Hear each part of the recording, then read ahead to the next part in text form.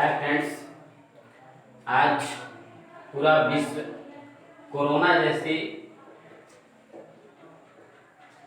जैसी विश्वव्यापी महामारी से जूझ रही है। आज हम लोगों की ही गलती से यह परिणाम है कि पूरी मानव जाति इस महामारी की चपेट में है। पहले इस तरह की बीमारी नहीं हुआ करती थी। पहले संक्रमण युक्त बीमारी भी हुआ करता था तो उससे गांव के गांव, कस्बा के कस्बा लोग समाप्त होते थे। लेकिन यह एक ऐसी आज जिस प्रकार से प्रदूषण फैल रहा है, जिस प्रकार से आबादी बढ़ रही है, हम प्रकृति के मतलब कि नेचर से खिलवाड़ कर रहे हैं, जिसके कारण आज जो संक्रमण फैल रहा है, जिस प्रकार की बीमारियां फैल रही है, वह कस्बा के कस्बा और गांव के गांव प्रभावित नहीं कर रहा है, यह पूरा का पूरा विश्व को प्रभावित कर रहा है। खैर, आप लोग इससे बहुत अच्छी तरह से परिचित हैं। रेगुलर आप लोग न्यूज के माध्यम से अपडेट हो रहे हैं और इसके बचाव के लिए आज आप लोग अपने अपने घरों में बंद हैं, जो कि बहुत अच्छा है। इसी प्रकार से घर में रह करके पढ़िए। और आप लोगों के लिए हम कुछ मतलब यहाँ पे 10th क्लास के विद्यार्थियों के लिए हिस्ट्री का प्रथम चैप्टर, जो कि परीक्षा के दृष्टिकोण से बहुत ही मतलब महत्वपूर्ण है, जिस चैप्टर का नाम है यूरोप में राष्ट्रवाद।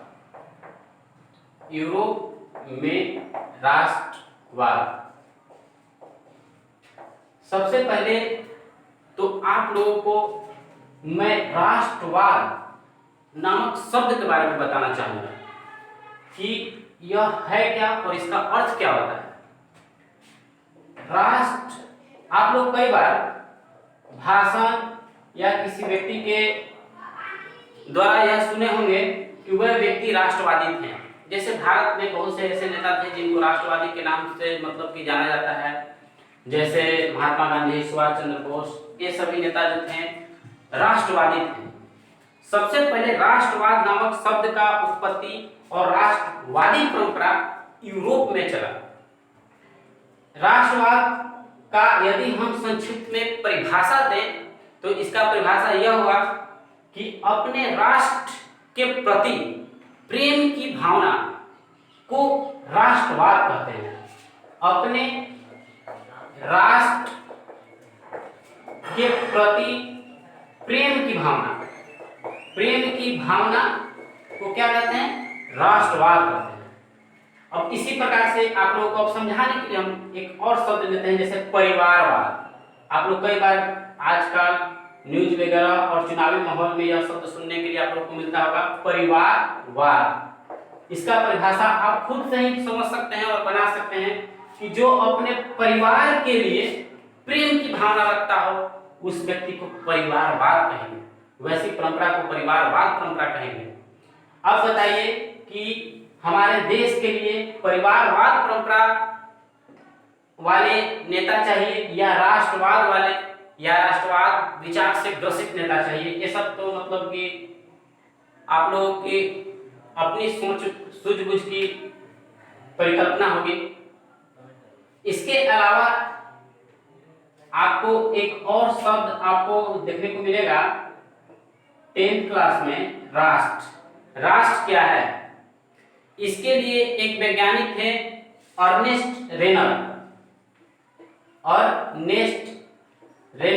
जो कि इन्होंने कहा, अर्नेस्ट रेनर ने, कि भाषा, नस्ल, धर्म, यानी कि एक ही भाषा, एक ही धर्म और एक ही नस्ल से जुड़े क्षेत्र को राष्ट्र कहते हैं। तब बताइए आप लोग कि भारत में क्या एक ही नस्ल के व्यक्ति निवास करते हैं? क्या एक ही भाषा के व्यक्ति निवास करते हैं? यदि नहीं करते हैं तो क्या भारत को हम राष्ट्र कहेंगे? और यदि कहेंगे तो कैसे कहेंगे और नहीं क्यों कहेंगे?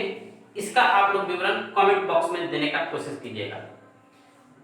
इसके अलावा ये जो आप लोग देखें कि अर्नेस्ट रेनर, ये बहुत मतलब कि इंपॉर्टेंट व्यक्ति हैं, इनको आप लोग ध्यान में रखिएगा। इन्होंने क्या परिभाषा दिया था राष्ट्र के लिए कि समान भाषा, धर्म और नस्ल से बने क्षेत्र को राष्ट्र कहेंगे। इसके अलावा आप लोगों को इस चैप्टर में बहुत सारे ऐसे ऐसे शब्द मिलेंगे जिससे आप लोग चित परिचित नहीं होंगे। एक है state general. State general, state general क्या है? आप लोग को जैसे यह यूरोप से हम लोग पढ़ रहे हैं। यूरोप के दो कंट्री बहुत मतलब सुप्रसिद्ध और अपने आप में विकसित देशों में आते हैं, आज भी हैं और पहले से ही भी थे। एक है ब्रिटेन और एक कहा जाता है फ्रांस। यहाँ पे जो स्टेट जनरल जो मतलब की शब्द है, यह फ्रांस का असेंबली को कहा जाता था। जैसे हमारे यहाँ जिस प्रकार से असेंबली को कहा जाता है संसद भवन, उसी प्रकार से 18वीं सदी में उस समय संसद भवन को स्टेट जनरल कहा जाता था। जैसे लेकिन आज स्टेट जनरल का नाम फ्रांस में बदलकर पीपुल असेंबली कर दिया गया है, पीपुल असेंबली। इसके अलावा इस चैप्टर में आप लोग पढ़िएगा वियना सम्मेलन, जो कि वियना क्या है? वियना ऑस्ट्रिया देश की राजधानी है। इसके अलावा आप लोग पढ़िएगा जर्मनी का एकीकरण,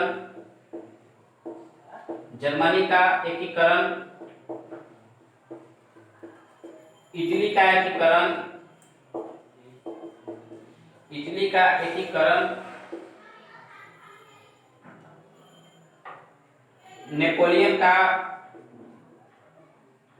नेपोलियन का फ्रांस में उदय, यानी कि नेपोलियन का फिर पूरा का पूरा जीवन परिचय आपको पढ़ना होगा, जानना होगा। ऐसे नेपोलियन के बारे में संपूर्ण जानकारी आपको 9th क्लास में ही लेनी थी, उसके जीवन परिचय से संबंधित। लेकिन फिर भी बिना नेपोलियन के हम लोग इस चैप्टर में आगे नहीं बढ़ सकते हैं। तब आपको इसके आगे लिखवाना चाहेंगे कि वियना कांग्रेस क्या है। छोटे छोटे कुछ शब्दों को हम लेकर चल रहे हैं, केवल इस चैप्टर का आउटलाइन और आउटलाइन जैसे शब्दों से केवल बांधने का प्रयास कर रहे हैं। वियना कांग्रेस, इसका होगा कि यूरोपीय देशों के राजदूतों का एक सम्मेलन, यूरोपीय जो देश थे उनका एक सम्मेलन ऑस्ट्रिया की राजधानी वियना में 18 से 19 जून 1815 में हुआ, जिस सम्मेलन को हम लोग वियना सम्मेलन के नाम से जानते हैं। इसके अलावा अगर आपको लिखना चाहते हैं तो वीडियो को पॉज करके लिख दीजिएगा, ऐसे हम इसका मतलब पीडीएफ वगैरह प्रोवाइड करने का प्रयास करेंगे। आज मेरा फर्स्ट वीडियो है तो इसलिए थोड़ा मतलब कि केवल चैप्टर का कठिन शब्दों से परिचित करवा रहे हैं। इसी प्रकार से आपको इस चैप्टर में एक आएगा स्त्रीवाद पढ़ने के लिए, नाजीवाद, फिर आएगा रूढ़िवाद।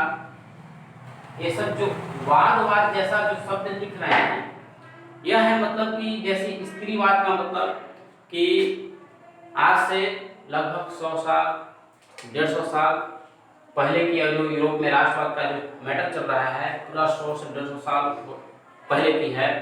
उस समय यूरोप या पूरा विश्व कहा जाए तो पुरुष प्रभुत्व से ग्रसित था। उस समय स्त्रियों को उस प्रकार से जितना उनका हक है, जितना उनको सम्मान मिलना चाहिए, उतना मिल नहीं पाता था। इसके लिए वहाँ यूरोप के स्त्रियों ने एक मतलब कि अपने अधिकार के लिए, अपने प्रभुत्व के लिए, अपनी अस्मिता के लिए आंदोलन किया, जिसे स्त्रीवाद कहते हैं।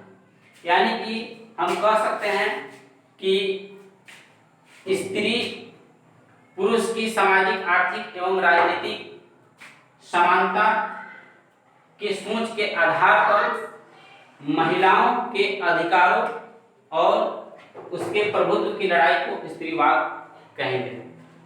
इसी प्रकार से नाजीवाद और रूढ़िवाद ये दोनों एक दूसरे का एकदम जस्ट विपरीत है, जो कि अब बाकी नाजीवाद, रूढ़िवाद और इस चैप्टर का मुख्य रूप से हम लोग जर्मनी का एकीकरण, इटली का एकीकरण, नेपोलियन का परिचय इत्यादि से कल चलेंगे। आज के लिए इतना ही।